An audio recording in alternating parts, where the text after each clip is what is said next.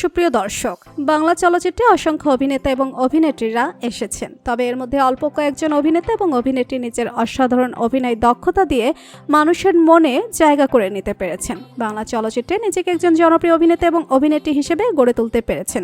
তবে এই অভিনেতা এবং অভিনেত্রীদের মধ্যে শাবনূর হলেন এমন একজন অভিনেত্রী যিনি নিজের অসাধারণ অভিনয় দক্ষতা দিয়ে খুব অল্প সময়ের মধ্যে দর্শকদের মনে জায়গা করে নিয়েছেন।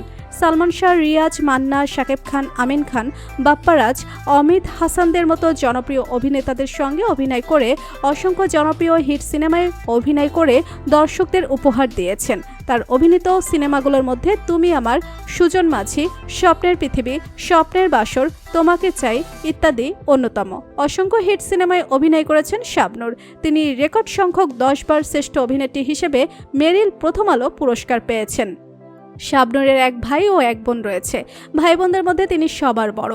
শাবনূরের ভাইয়ের নাম তমাল এবং তার সবচেয়ে আদরের ছোট বোনের নাম হলো ঝুমুর। আজকের এই ভিডিওতে আমরা শাবনূরের ছোট বোন সম্পর্কে আলোচনা করব। শাবনূরের একমাত্র ছোট বোনের নাম ঝুমুর। শাবনূরের নামের সঙ্গে মিল রেখে মূলত তার ছোট বোনের নাম ঝুমুর রাখা হয়েছে। ঝুমুর দেখতে অনেকটাই তার বড় বোন শাবনূরের মতো। ঝুমুর তার বড় বোনকে অনেক ভালোবাসেন। সবসময় ঝুমুর তার বড় বোনকে মানসিকভাবে সাপোর্ট দিয়েছেন।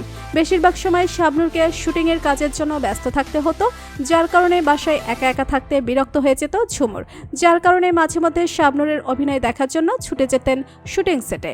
ঝুমুরকে দেখে যেন শাবনূর তার কাজের ছন্দ খুঁজে পেতেন। আর শাবনূরের শুটিং দেখেও অনেক খুশি হতেন ঝুমুর।